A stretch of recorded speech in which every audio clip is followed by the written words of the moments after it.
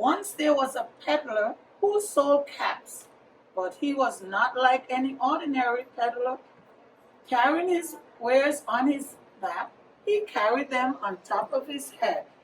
First, he had his own check cap, then a bunch of gray caps, then a bunch of brown caps, then a bunch of blue caps, and on the very top, a bunch of red caps.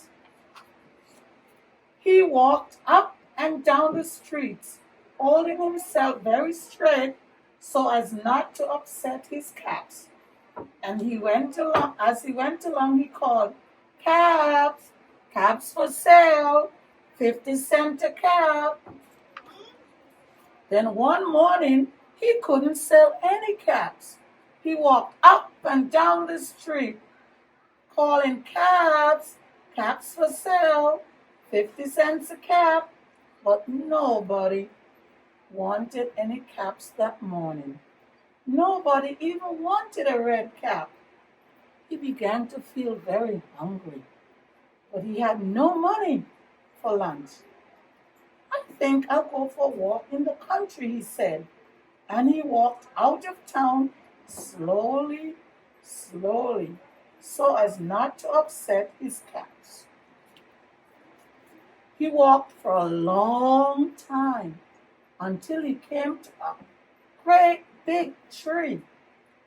"That's a nice place for a rest," he thought. And he sat down very slowly under the tree and leaned back little by little against the tree trunk so as not to disturb the caps on his head. Then he put up his hand to feel if they were straight. First his own check cap, then the gray caps, then the brown caps, then the blue caps, and then on the very top, the red caps. They were all there. All his caps were there. So he went to sleep. He slept for a very long time. Yeah, he was very tired. When he woke up, he was refreshed and rested. But before standing up, he felt with his hand to make sure his caps were in the right place. All he felt was his own check cap. What happened to his other caps, guys? What do you think? I know. Top of the tree. Yeah. He looked up to the right of him, no caps. He looked to the left of him, no caps. He looked to the back of him, no caps. He looked up in the tree, no caps. Then he looked up, and what do you think he saw?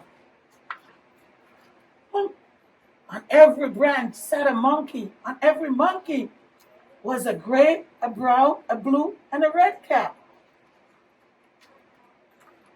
The peddler looked at the monkeys. The monkeys looked at the peddler. He didn't know what to do. Finally, he spoke to them. "You monkeys, you," he said, shaking a finger at them. "You give me back my caps." But the monkeys only shook their fingers back at him and said, "Tiss, tiss, tiss." This made the peddler angry.